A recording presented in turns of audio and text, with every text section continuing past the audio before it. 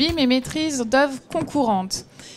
Alors, en discutant avec Pierre Mitt avant cet atelier, il me faisait remarquer qu'effectivement, le titre était finalement un peu réducteur.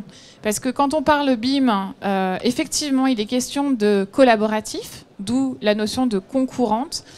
Mais quand on parle BIM, on parle aussi cycle de vie du bâtiment. Ce qui veut dire que là, on est bien sur cette notion d'échange dans le temps et des règles de l'art professionnel pour savoir comment est-ce qu'on échange, des méthodologies pour la notion d'échange entre professionnels. C'est pour ça que je vais donc passer la parole d'abord à Jean-Paul Tréhenne sur cette notion de comment est-ce qu'on monte une convention BIM entre partenaires. Qu'est-ce que ça veut dire entre partenaires de la construction? Jean-Paul fait partie de Média Construct à ce titre et anime un groupe de travail sur le management du BIM. Je pense qu'on pourra avoir des discussions autour de ce terme, mais effectivement parce qu'on parle bien de gestion de projet et de management du BIM. Et l'idée, c'est ensuite d'avoir donc Éric Lebec du CSTB qui va nous présenter justement un cas d'étude de cette notion de comment est-ce qu'on échange et de maîtrise d'œuvre concurrente. Et Pierre Mitt nous donnera son avis sur l'ensemble en conclusion. Jean-Paul, je te laisse la parole. Ah, bah attends. 1, 2. Ah, j'ai un micro, super.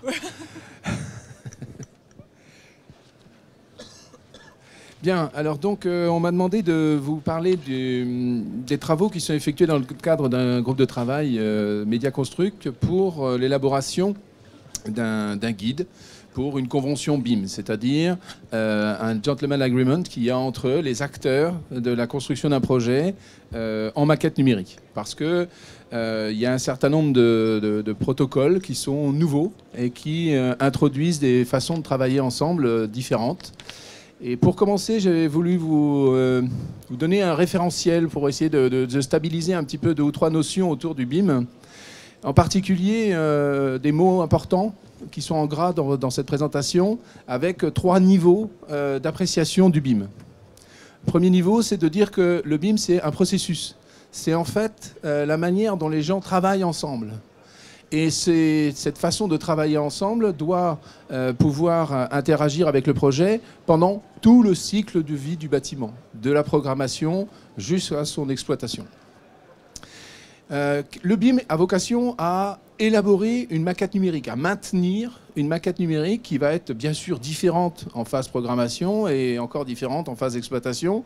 Mais cette maquette numérique, à tous ces stades, a vocation à être une sorte de base de données relationnelle dans lesquelles les éléments interagissent les uns avec les autres avec un certain nombre de propriétés géométriques, physiques et analytiques.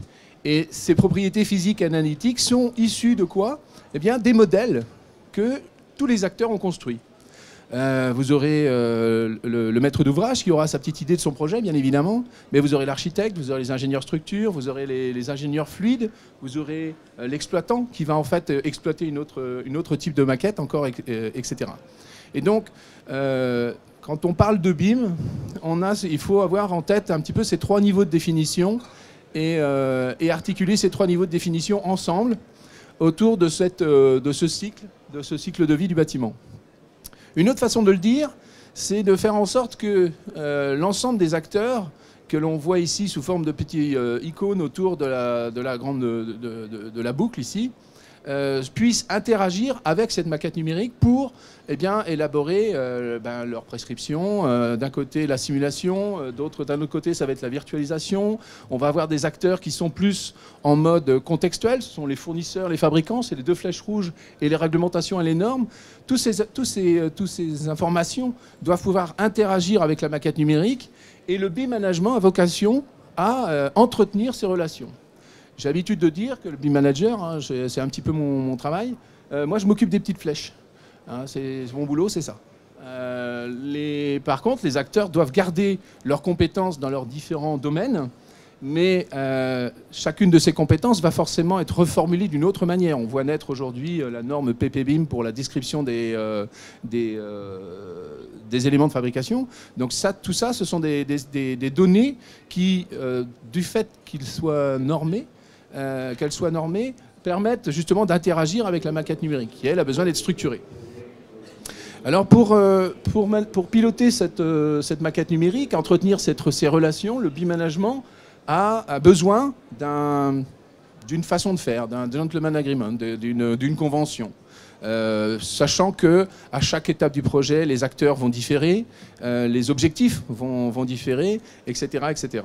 Alors, donc depuis 2014, fin 2014, le groupe de travail s'est constitué pour faire en sorte de fournir, dans le cadre du plan de transition numérique qui est en marche. Hein. Puis vous savez qu'on a une obligation, enfin il y a des directives qui nous emmènent vers 2017 avec une nécessité de travailler en maquette numérique. Et donc dans cet objectif-là, on a besoin de mettre plus sur la table un certain nombre de bonnes pratiques. Et depuis donc décembre 2014, on est pas loin de 50 personnes dans tous les corps de métier qui gravitent autour de l'acte de construire, à réfléchir sur eh bien, cette fameuse convention, cette meilleure façon de travailler ensemble. Alors c'est un travail très collaboratif, hein, tout le monde, du moment qu'il participe à Mediaconstruct, peut interagir avec ce groupe de travail. Et l'objectif est plus de fournir les éléments de compréhension de cette convention, sachant que nous sommes le seul acteur aujourd'hui en France qui concourons à cette écriture. Là, depuis mars, on a restructuré ce groupe de travail parce que la tâche est énorme en fait. Hein, ça revêt beaucoup d'aspects, beaucoup d'acteurs, des notions qui sont très très diverses.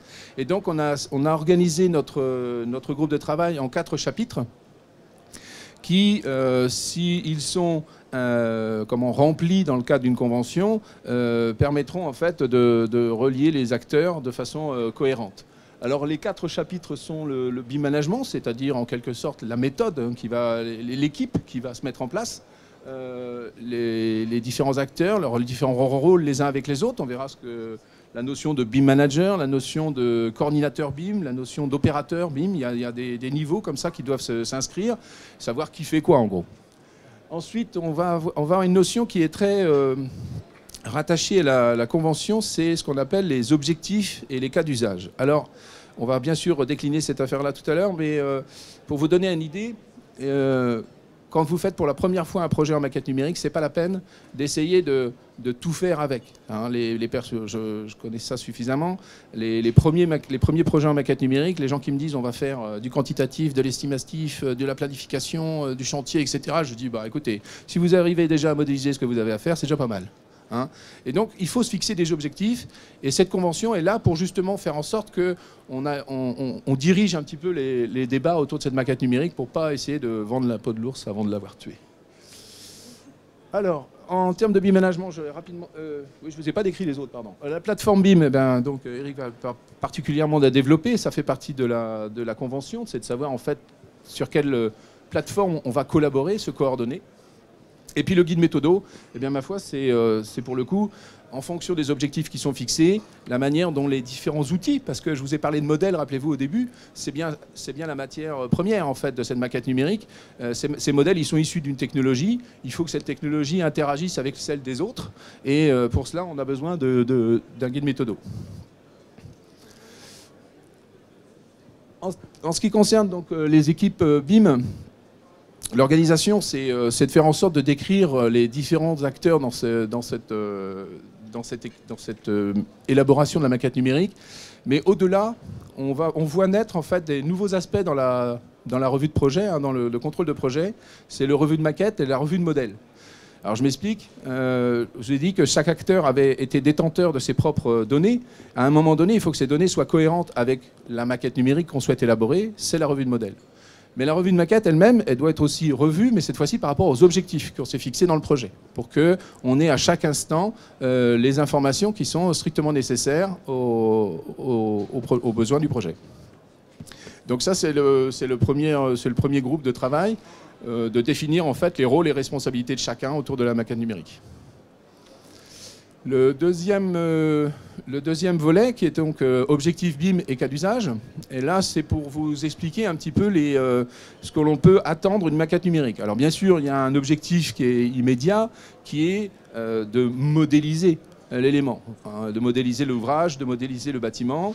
Ça, c'est quelque chose qui est évident, qui nécessite un certain nombre de prérequis de la part des acteurs, mais on peut rapidement mettre en place un process qui fera que la maquette numérique sera bien constituée de différents modèles géométriques qui permettront d'atteindre de réaliser le projet. Alors on va avoir d'autres types d'objectifs, ça va être de cas d'usage hein, qui vont alimenter ce projet. Ça va être l'extraction des quantités. Est-ce qu'on va pouvoir extraire les quantités et dans quelle mesure?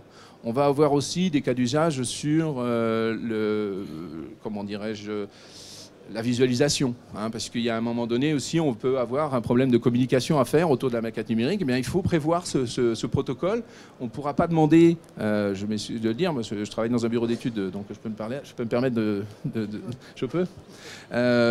C'est très rare d'avoir des ingénieurs structures qui vont vous faire des maquettes très jolies. Hein.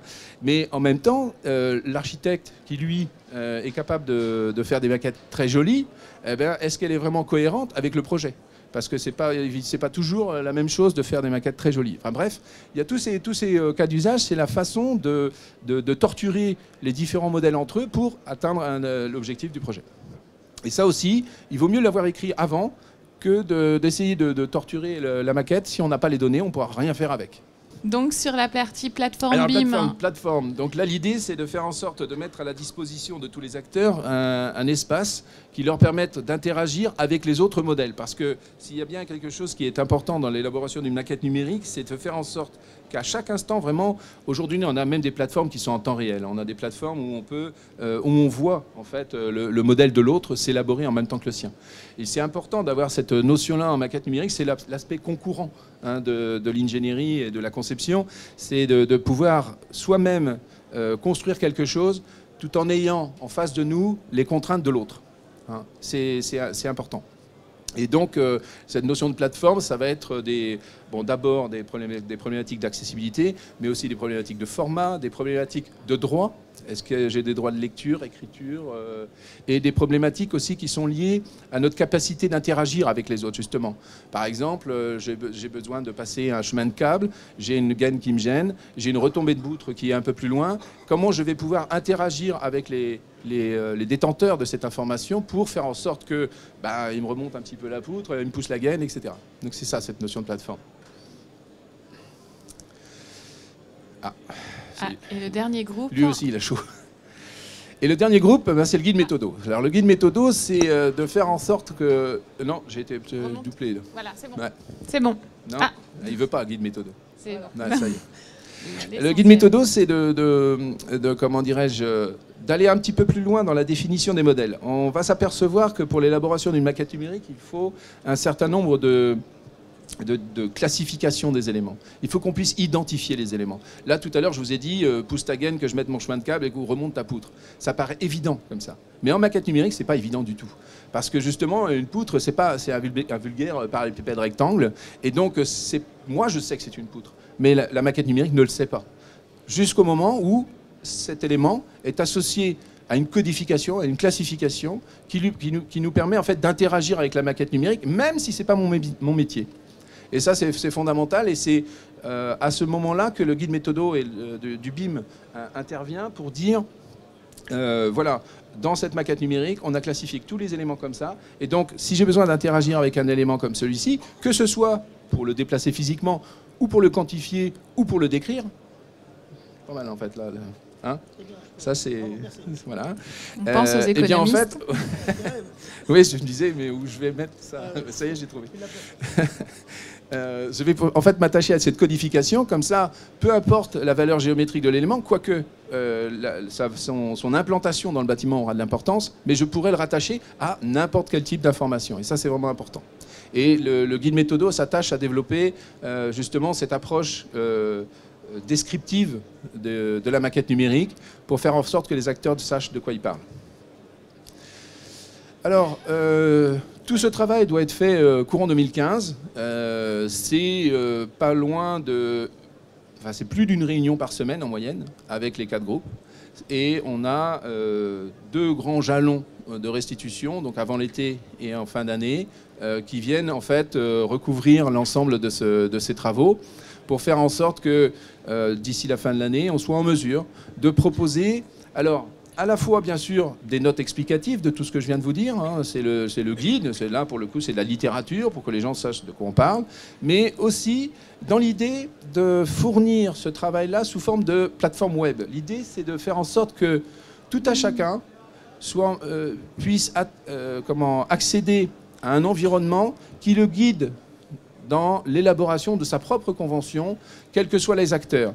L'un des aspects du plan de transition numérique auquel M. Delcombe apporte beaucoup d'importance, c'est l'accessibilité aux plus petits.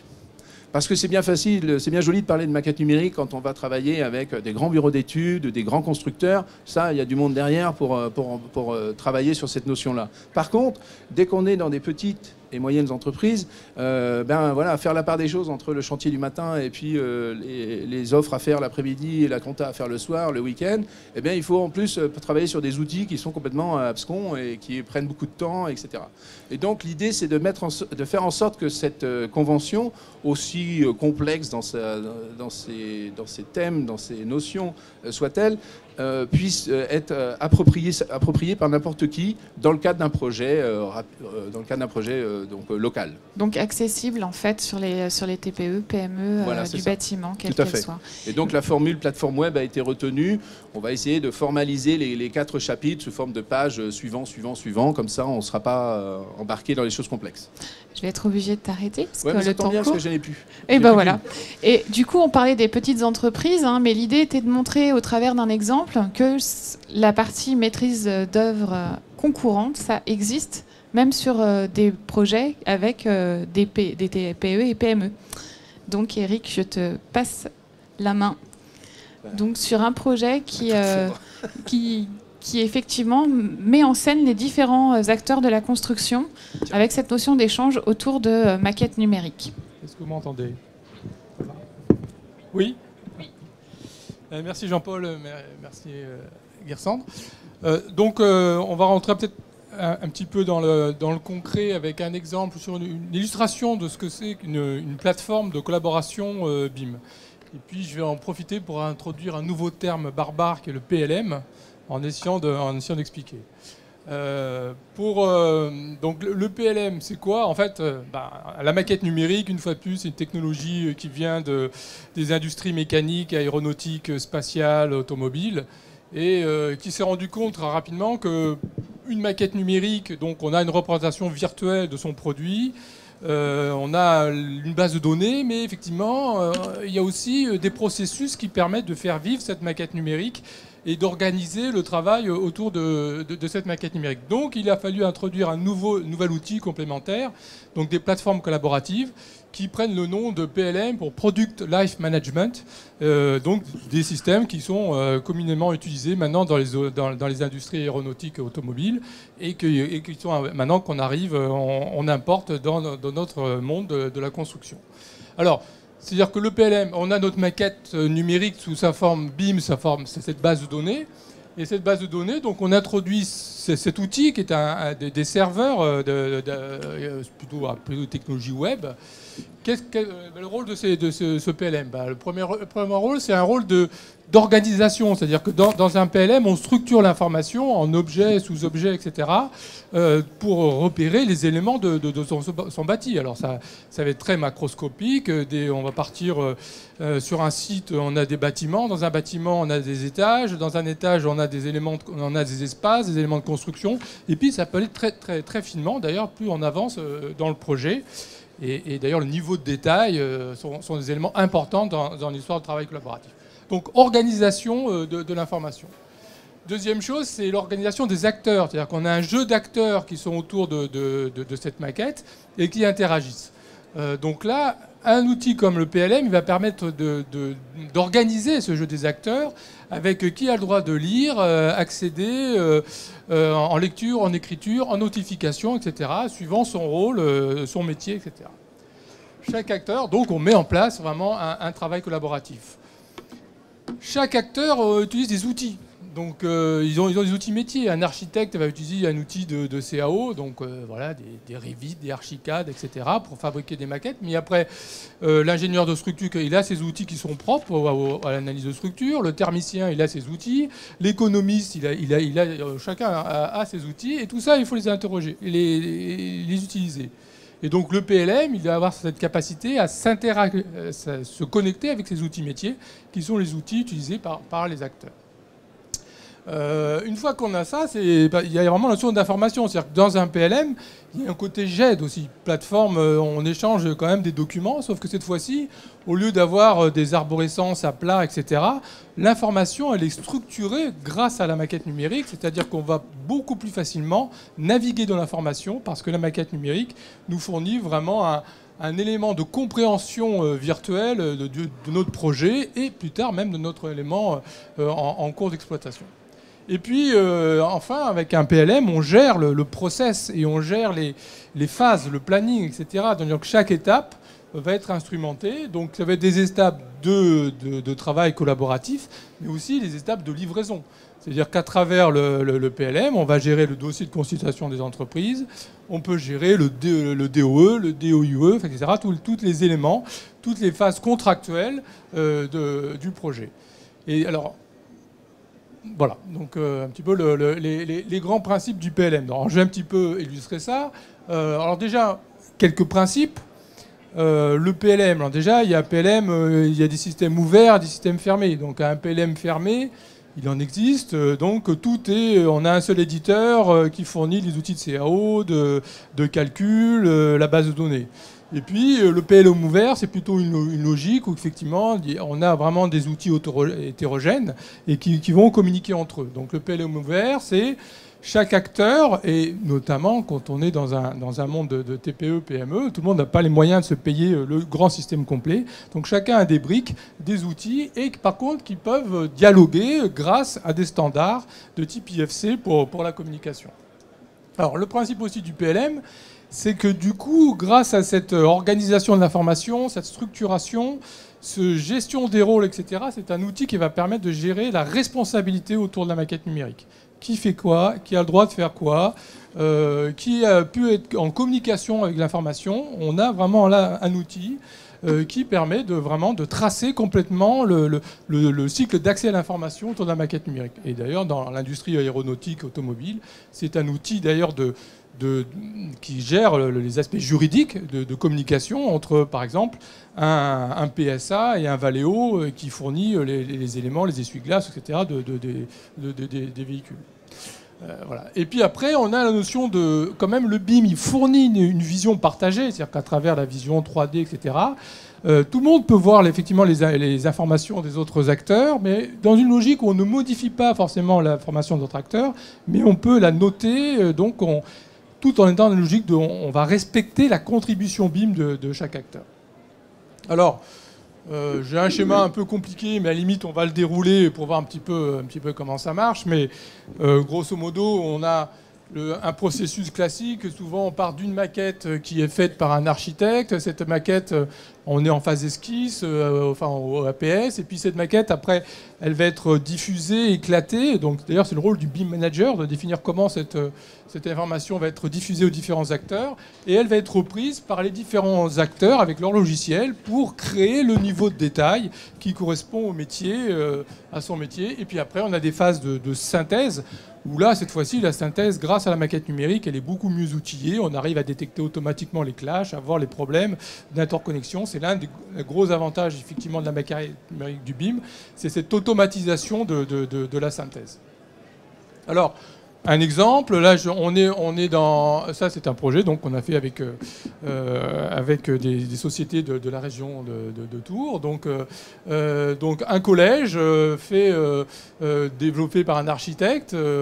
Donc, il exporte, il travaille avec son logiciel de CAO. Donc là, c'est le logiciel Revit d'Autodesk.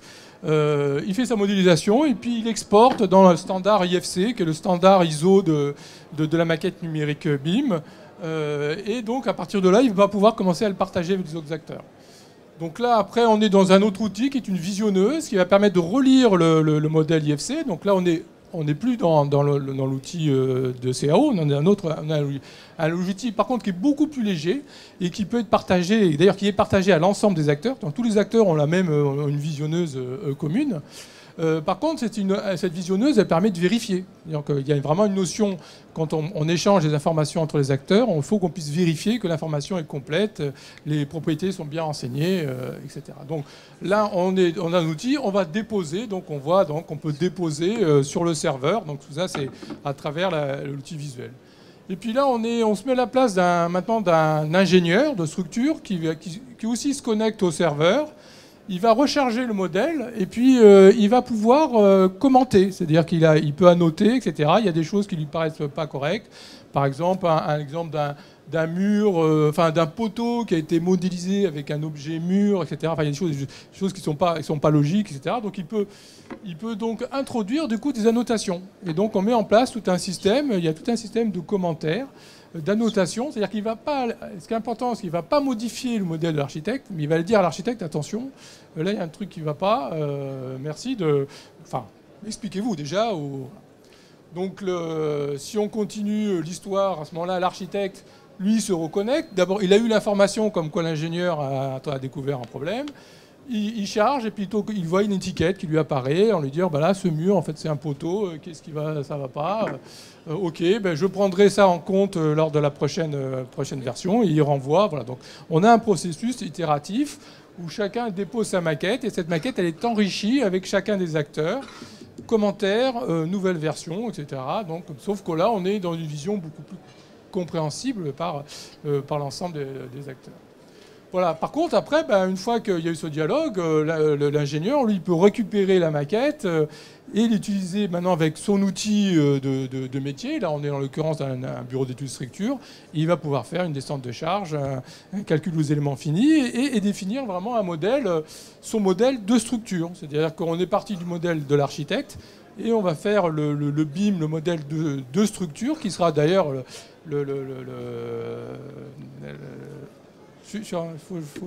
Encore 3 minutes. J'ai encore 3 minutes. Voilà. 3 minutes. D'accord, je fonce. Parce qu'après, ils vont mourir. Hein. Il faut les libérer. Donc là, on est dans le logiciel de calcul de structure qui va permettre de récupérer la maquette. Et la maquette, d'ailleurs, qui peut du coup être réinjectée aussi après dans le serveur. Et puis, alors là c'est dommage, on ne voit pas très bien, mais donc là on a fait un exercice où par exemple on a superposé la modèle de l'architecte et la modèle de structure pour voir si c'était cohérent. Donc ça c'est une des missions de synthèse. Et d'ailleurs on peut se rendre compte par exemple que sur ce modèle-là, on se découvre que les ouvertures, il y a un décalage entre les ouvertures du modèle de structure et le modèle d'architecte. Bon. Voilà, donc là, l'histoire, il y a un message qui va être lancé, et puis voilà, donc après, on avance. Voilà, et puis après, je dirais que chaque métier, avec son outil, va pouvoir se connecter.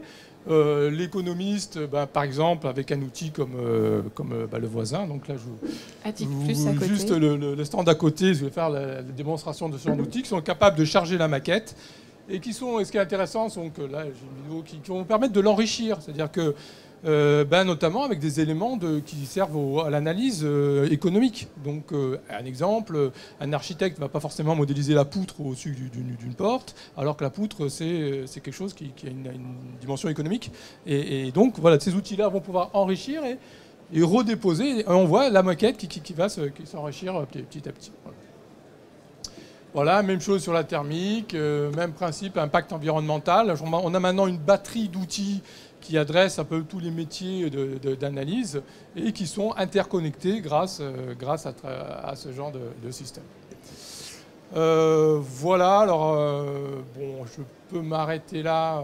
Oui, comme ça Pierre peut réagir sur cette notion de... Merci Eric, sur cette démonstration effectivement de comment un projet, avec l'interaction de tous les acteurs, finalement interopérabilité des hommes, interopérabilité des logiciels, c'est l'informatique et les compétences. Quelle réaction, Pierre, sur ces deux sujets? Il fait chaud. C'est chaud. C'est chaud, c'est chaud. Bon. D'abord, merci à mes collègues pour ces informations. Bon, je suis là en tant que président d'ATTEC, mais je suis là aussi en tant qu'animateur du groupe cycle de vie et standardisation dans le cadre du plan bâtiment transition numérique. Alors ce qui me fait un peu rire, c'est qu'à une époque, j'étais de ceux qui disaient mais trop de normes tuent les normes. L'avalanche de normes fait qu'on construit parfois des bâtiments qui, au final, n'ont plus de sens par rapport à l'usage pour lesquels ils étaient prévus. Et là, je suis obligé un peu de ravaler ma salive et de tourner cette fois ma langue dans ma bouche, parce qu'aujourd'hui, je me rends compte que si on veut aller vers ce magnifique rêve de travailler sur une plateforme collaborative et tous ensemble, eh bien, il fallait qu'il y ait un minimum de règles pour pouvoir évoluer ensemble. Alors, aujourd'hui, on est dans une logique de BIM à la française, mais le BIM à la française, il n'existe pas. Le BIM, il n'est même pas européen, il est mondial. Donc, il faut pouvoir adapter des solutions communes et faire en sorte, et comme le disait tout à l'heure Jean-Paul, le leitmotiv de Bertrand Delcambre, c'est le BIM, oui, mais pour tous, et quelle que soit la dimension du projet. Donc ça veut dire que vraiment, il faut essayer d'avoir une vision à 360 degrés. Alors, je réagis aussi un peu à la notion de BIM manager. Alors qu'on a pris un peu ce mot un peu rapide, et aujourd'hui, dans le groupe de travail que préside Jean-Paul, on parle plutôt de management du BIM, parce que si on a des gens qui en ont fait un métier, souvent ce sont des gens qui viennent d'un univers où on a travaillé sur des projets où, quels que soient les acteurs, de l'investisseur au constructeur, à la maîtrise d'œuvre, à celui qui a la gestion du patrimoine, on était tous dans un même groupe avec des intérêts communs. Et donc, c'était facile de travailler dans un univers clos, ce qu'on va appeler du close BIM. Aujourd'hui, on veut travailler dans ce qu'on appelle de l'open BIM avec des formats ouverts. Donc, pour pouvoir évoluer vers cette plateforme collaborative, eh bien, il va falloir qu'on œuvre sur un minimum de standardisation. Alors, déjà, les IFC. On sait bien tous qu'aujourd'hui, les IFC ne sont pas forcément la panacée, mais au moins, ça permet d'avoir un langage commun entre tous les acteurs. Et puis, quel que soit celui et quel que soit le logiciel qu'il a, du moment qu'il lit des IFC, il est quand même en capacité de reconnaître les objets et un minimum d'informations. Alors, avec la pratique aidant, je pense que ce standard, il va s'affiner et qu'on sera de plus en plus fin, et il y aura de moins en moins de pertes dans les données. Ce qu'on peut se rendre compte aussi, c'est que souvent, ce n'est pas le logiciel qui est mis en cause, c'est surtout les acteurs. On a fait des petites expériences à une époque, à Tours, ici, un petit groupe qu'on avait nommé BIM Concept, et le même projet, on l'a fait décider par 3 personnes différentes, avec le même logiciel, et on s'est rendu compte, nous, quand on a récupéré les IFC, qu'il y avait des discordances qui n'étaient pas dues au logiciel, mais qui est due aux acteurs. Donc là aussi, tout à l'heure, il y aura une table ronde sur la formation, c'est un minimum. Après, il va falloir, et on en a parlé hier, la problématique de la normalisation des données produits, qui sera vraiment une étape primordiale, parce que sans produit, on ne construit pas en vrai, sur le terrain, mais sans produit, on ne fait pas un avatar du bâtiment par le biais d'une maquette numérique. Toutes ces choses-là, tu as parlé qu'il fallait qu'on évolue dans un univers avec des plateformes, mais si on n'a pas écrit comment est-ce qu'on voulait les relations entre les acteurs, la notion de vue métier, ça c'est un point important, et la France, dans le cadre du groupe de normalisation au niveau du CEN, porte ce sujet qui est fondamental pour pouvoir évoluer dans le monde du BIM. Et puis, pourquoi une notion de vue métier? Parce qu'aujourd'hui, les maîtres d'ouvrage sont nombreux et de tailles différentes. L'ingénierie, c'est pareil, il y a des grands, il y a des petits. Il y en a qui font beaucoup de choses, il y en a qui sont des spécialistes. Le monde de l'entreprise, c'est exactement pareil. Et puis, quand on regarde aussi les gens qui font de la gestion de patrimoine, les acteurs sont très nombreux. Donc, plus il y a d'acteurs, plus il faut avoir un minimum de règles. Et cette convention qui est en train de réaliser au sein de Medaconstruct, ce n'est pas un guide fermé, c'est plutôt un élément qui va vous permettre de vous poser les bonnes questions, quel que soit le type de marché, privé, public. Est-ce qu'on est sur un appel, si on est sur un concours, est-ce qu'on est sur un PPP, est-ce qu'on est sur une conceptualisation? Eh bien, il y aura plein de questions à se poser. Et pour se les poser, eh bien, il faudra avoir une bonne ligne de conduite. Tout à l'heure, je disais que tu allais peut-être nous faire un striptease. Eh bien, le BIM, c'est la transparence. C'est-à-dire que l'outil va nous permettre de mieux communiquer et de mieux communiquer entre vrais professionnels. Parce que si on n'est pas bon, l'autre le voit. Donc si par le biais de la CAO, de la DAO, on pouvait faire avaler des couleuvres à Pierre et à Paul, là on ne peut pas. Tout à l'heure vous aviez la démonstration. Celui qui prend un objet mûr pour dessiner un poteau, c'était pas seulement représenter un rectangle sur un plan, c'est quelque chose qui a une intelligence, parce que le poteau, il porte une poutre, la poutre apporte une dalle, et tout ça, ça descend sur une fondation, et le logiciel, eh bien, il a besoin de comprendre. Alors, aujourd'hui, l'open BIM est très important. Il faut que ça soit l'ensemble de la communauté des acteurs qui prennent la parole, parce que sinon, on pourrait très vite arriver vers des offres de services, d'aller vers du close BIM, où il y a des solutions qui sont clés en main. Et je ne pense pas qu'aujourd'hui, quels que soient les acteurs, eh bien, on a envie de se plier, je veux dire, aux outils. On a plutôt envie que les outils se plient à notre besoin. Nous sommes avant tout des professionnels. Le BIM, le fait de travailler d'une façon collaborative, doit permettre à chaque acteur de pouvoir s'exprimer. C'est pas forcé. Voilà, on est bon ou on n'est pas bon. Et puis, point important, eh bien aujourd'hui, ce qu'il ne faut pas oublier, c'est que si vous faites quelque chose à l'intérieur du BIM, assurez-vous que vous êtes bien assuré pour le faire. Si vous prenez une décision, si vous faites une modification, regardez bien votre contrat d'assurance. Est-ce que c'est un sujet pour lequel votre assureur vous couvrira si on se rend compte que c'est cette décision que vous avez prise ou la modification que vous avez apportée, elle ne rentre pas dans le cahier des charges pour lequel on vous assure. Donc, le BIM, c'est aujourd'hui. Le BIM, ça fait quand même un petit bout de temps qu'on en parle. On l'a pris, je pense, à l'envers. On a commencé à vouloir en parler sur la phase de conception-réalisation. Aujourd'hui, on se rend compte que le BIM, il prend son essor parce qu'on commence à parler avec des gestionnaires de patrimoine et qu'on est sur de la donnée qui est sur de long terme, de la durée. Il faut qu'elle soit accessible et qu'elle soit pérenne. Donc ça remet un peu en cause le modèle économique. Et cette notion de plateforme dont parlait Eric, eh bien aujourd'hui, la question à se poser, c'est qui la prend en charge, qui la met à disposition au niveau des acteurs. Voilà. Donc aujourd'hui, on a beaucoup de questions, on n'a pas toutes les réponses. Rassurez-vous, nous non plus. Et ça prouve bien que des journées comme aujourd'hui sont importantes quand je vois un peu le public qui est là autour de nous à nous écouter. Merci beaucoup. Est-ce que vous avez des questions? Merci à nos 3 intervenants. Est-ce que vous avez des questions dans la salle et à l'extérieur de la salle? Alors moi j'en ai une. Ah si, voilà, c'est bien. Vous avez commencé.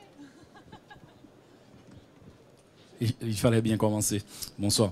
Donc moi, ma question c'était juste pour savoir, donc bon, comme on entend parler de BIM donc depuis un petit bout de temps, en ce qui concerne le bâtiment. Donc la question qui fait débat aujourd'hui, donc qui est l'accessibilité des bâtiments, comment BIM pourrait nous faciliter, nous en tant qu'économistes ou la maîtrise d'œuvre, à apporter une solution à cette problématique. Alors aujourd'hui, les réflexions qu'on a, c'est de travailler aussi sur des détecteurs de contraintes. Bon, quand on parle d'accessibilité, je veux dire, il y a des problématiques qui sont très géométriques, hein, de dimension de couloir, de hauteur de marche, de rampe, de positionnement d'un lavabo ou d'un WC à l'intérieur d'une cabine sanitaire. Donc aujourd'hui, il y a des gens qui réfléchissent à utiliser le BIM en donnant les caractéristiques, par exemple, géométriques, et qui ont une incidence sur le dessin et de pouvoir les comparer. On est en train de réfléchir sur la même chose au niveau de l'instruction des permis de construire. Donc un permis de construire impose des règles d'auteur, de gabarit. Et bien là aussi, d'avoir ces contraintes et avec la maquette numérique, les faire communiquer. Aujourd'hui, demain matin, vous aurez une conférence avec assureurs, bureau de contrôle. voilà, qui se posent des questions. Comment la notion du contrôle technique, on la met en place. Chez les contrôleurs techniques, ils ont aussi la mission accessibilité par rapport à leur mission de contrôle. Voilà. Donc, on sait que la maquette, si les informations qui y sont mises sont bien ordonnées, avec des outils qui permettent de communiquer, eh bien, il suffit de bien ordonner la donnée, de poser, que celui qui a besoin de poser une question la pose au bon moment, et de faire en sorte que ceux qui vont agrémenter les données puissent en faire que celui qui en a besoin un moment puisse être accessible. Je vais reprendre un truc tout bête, notamment sur des choses. Ce matin, il y a eu les gens de chez Qualitel qui ont parlé de leur logiciel Giselle. Bon. Je suis particulier dans mon appartement. Ça m'intéresse de savoir que ce mur-là, il est en béton, que celui-là, il est en placo, et puis que celui-là, par exemple, c'est une cloison à ossature bois. Ça m'intéresse de le savoir parce que si je veux fixer quelque chose sur ma paroi, ben, j'ai peut-être utilisé des fixations différentes. Bon. Mais derrière la maquette, l'étude qui a servi à faire la structure bois ou la structure béton, le commun des mortels, il n'en a pas besoin. Par contre, si un jour je veux faire une modification à l'intérieur de mon ouverture, eh ben là c'est intéressant de pouvoir savoir comment elle est construite. Et puis si je peux accéder à la note de calcul, tout simplement, il faut que toutes les données, en fonction des usages qu'on pourra avoir à un moment, qu'on puisse récupérer la donnée. Donc l'accessibilité, c'est une problématique, et des comme ça, il y en a plein. C'est pour ça que structurer les informations est quelque chose de primordial, du fait que, on a dit, cette maquette, elle est sur le cycle de vie d'un bâtiment. Et je peux vous dire que quand vous discutez avec les gens de chez EDF, notamment pour les constructions de centrales nucléaires, des questions, ils s'en posent. Je vais juste rajouter quelque chose par rapport à ça. C'est certes, si la donnée est structurée, on pourra adresser à peu près n'importe quel type de requête dessus et donc obtenir à peu près n'importe quel type de réponse. D'ores et déjà, aujourd'hui, il existe des outils qui sont capables de nous trouver l'issue secours la plus basse, savoir si on a toujours 2 unités de passage dans tout le bâtiment, etc. Ça, aujourd'hui, on a ce qu'il faut pour explorer la maquette selon des critères précis. Par contre, ce qui n'existe pas, c'est le langage en entrée. C'est-à-dire que c'est encore un opérateur qui est spécialiste d'un outil qui est capable de donner de structurer la requête pour que l'outil puisse interpréter la maquette numérique, etc., etc.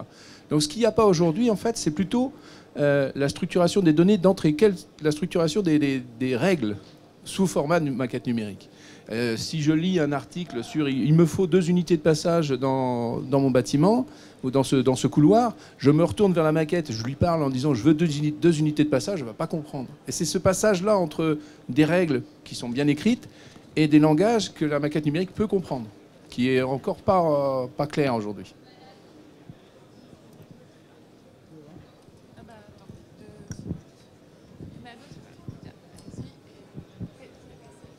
J'y vais, ouais. Vous parliez de transparence. Quand on invente un moyen de transparence, on invente un risque d'opacité en même temps, et on déplace le problème dans un autre domaine, dans d'autres types de relations, dans d'autres types de contrôles. Qu'en pensez-vous? Comment faites-vous pour réagir à ça ou pour anticiper? Dès qu'on parle de transparence, c'est bon. D'accord. Alors, les sujets transparence, opacité, bon. Non, mais je pense que l'idée le mot transparence, c'est de dire qu'on travaille de façon concurrente. Moi, je mettrais plus sur ce mode-là. C'est-à-dire qu'en fait, bien évidemment, on est toujours dans un mode où ce que l'on met sur la plateforme, c'est pas forcément tout notre travail. C'est aussi l'un des chapitres de la Convention, l'exprime à un moment donné, c'est la structuration des données, elle est importante sur les données qu'on doit échanger, la donnée strictement nécessaire et suffisante que l'on doit échanger avec les autres pour pouvoir élaborer un projet. Je m'explique. Dans une plateforme comme celle qu'on a vue tout à l'heure, il y a, certes, on peut extraire de cette plateforme et alimenter un modèle analytique ou un modèle fonctionnel du projet, mais la plateforme elle-même, la maquette qui est portée par la plateforme, elle est le résultat à un instant T de ce calcul, de cette analyse, de cette simulation, etc. Elle évolue chez l'auteur. Donc, on est à la fois concourant et collaborant et coordonné sur la maquette, sur cette plateforme, mais il est très important de garder un savoir-faire et une compétence analytique du projet chez soi. C'est cet aspect-là qui fait qu'il y a le côté obscur de la maquette numérique, mais qui reste chez soi. Et c'est plutôt une bonne chose. C'est que ça permet aussi de différencier les acteurs par rapport à cette maquette numérique. Un élément important par rapport, c'est la transparence liée au BIM. C'est-à-dire que le BIM, c'est une autre façon effectivement de communiquer entre les acteurs, ça c'est sûr. Et même par exemple, si on prend dans les phases de concours d'architecture, aujourd'hui qui de plus en plus s'instruisent avec du BIM, c'est qu'on n'est plus dans un concept où c'est l'architecte qui va présenter son projet suivant ses vues qu'il aura choisies. Là, on est plutôt l'architecte, il fournit une base de données, texturée ou pas, et après, dans l'instruction du concours, il y a la liberté de voir le projet sous tous les angles et sous toutes les informations qui ont été produites. Et la maîtrise d'ouvrage ou l'instructeur, le jury de concours, a la capacité aussi, par exemple, de refaire les calculs qu'a proposé effectivement le maître d'œuvre. Donc là, effectivement, il y a un changement de niveau d'information entre les acteurs, qui est très important. Oui, merci. Romain Carayol, ILTI. J'ai une question sur le planning et les modalités de mise en œuvre, parce que tout le monde en parle, tout le monde a l'air d'être prêt, tout le monde a l'air de dire c'est fantastique, tout le monde a l'air d'avoir envie d'y aller, mais concrètement, en décembre, on a eu le rapport d'Elcambre, mais qui n'était pas encore une décision. Tout le monde dit objectif 2017, mais j'ai pas entendu la ministre nous dire on y va, on y va. J'ai pas entendu les modalités soit contraintes, soit d'incitation. Donc comment ça va se passer et quand? Bon. Alors en tant que membre du comité de pilotage et comité technique du plan de transition numérique, aujourd'hui, bon, le plan est en train de se mettre en place parce que bon, c'est pas évident. Donc il y a des projets qui sont en cours. Il faut être clair. Bon, 2017, c'est une échéance, mais chaque pays va l'appliquer à sa vitesse et à ses moyens. Ça serait un peu indécent de vouloir imposer aux acteurs du terrain des choses qui sont irréelles, dont on n'a pas forcément les outils pour l'ensemble des acteurs. C'est-à-dire que la politique française, par rapport aux autres pays, j'étais à Bruxelles au mois de février, parce que la Commission européenne a mis en place une task force BIM. Bon, on était quelques pays représentés, y compris nos amis hongkongais qui venaient voir un peu ce qui se passe sur le vieux continent. On est tous à des niveaux très différents. Et la France, on est un peu dans le peloton de tête.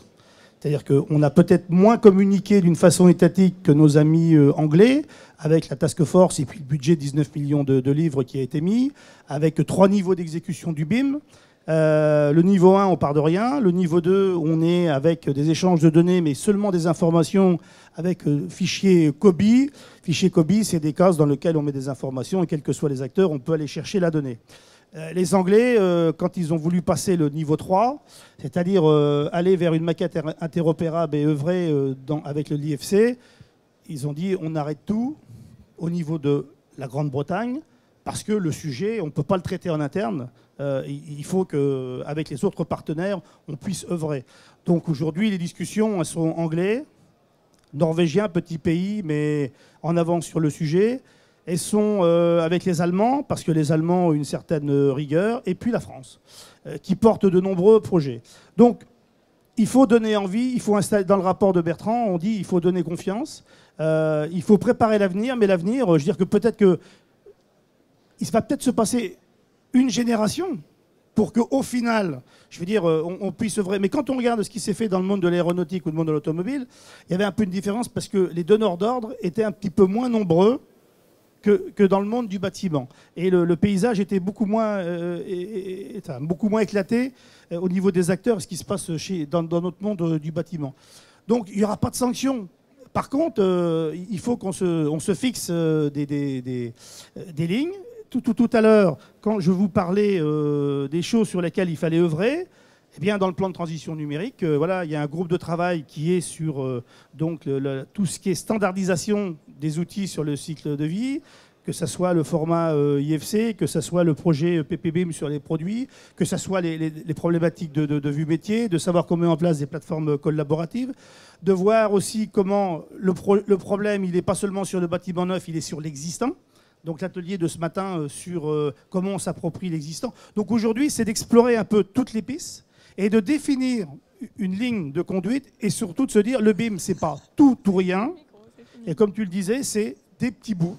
Aujourd'hui, il y a des acteurs qui vont continuer à donner des informations, des fiches produits avec un PDF. Il y en a peut-être qui vont vous donner des informations qui sont liées à un objet. Il y a peut-être un ingénieur béton qui va vous donner une note de calcul qui va être faite avec son outil et qui va sortir sur une feuille de papier parce qu'il ne sera pas capable de la mettre dans la maquette. Mais au moins, il aura fait le métier pour lequel il est payé. Donc au fur et à mesure des acteurs et les outils qui vont se mettre en place, eh bien, les choses vont se faire d'une façon, je veux dire, ensemble, mais sans vouloir imposer quoi que ce soit, d'une part, parce que je pense qu'on n'est pas dans une période, on serait dans une période de vache grasse où tout va bien. Je pense qu'aujourd'hui, quand vous commencez à dire qu'il va falloir changer vos logiciels, changer vos modes de travail, les gens commencent à vous regarder avec des grands yeux. On a eu des débats, dès qu'on a parlé de notion de BIM manager, on a dit encore un acteur de plus, le gâteau est de plus en plus petit, il va falloir faire une part supplémentaire. Quand on a commencé à parler de BIM, de management du BIM et que ça pouvait être des acteurs qui étaient déjà présents en place, qui pouvaient faire le job, eh bien ça a changé tout à fait les rapports entre les acteurs. Donc aujourd'hui, voilà, il faut être logique. Il y a une tendance, cette tendance, elle n'est pas française, elle est mondiale, donc internationale. Voilà. Donc, comme je vous dis tout à l'heure, il y a des gens, il y a des loups qui guettent le petit chaperon rouge au bord du bois, faisant en sorte que le petit chaperon rouge ne se fasse pas manger. Sur ces mots, je vous remercie beaucoup. Pour la dernière question, je vous propose de vous rapprocher des intervenants. Merci beaucoup et prochain atelier sur BIM et entreprise du bâtiment.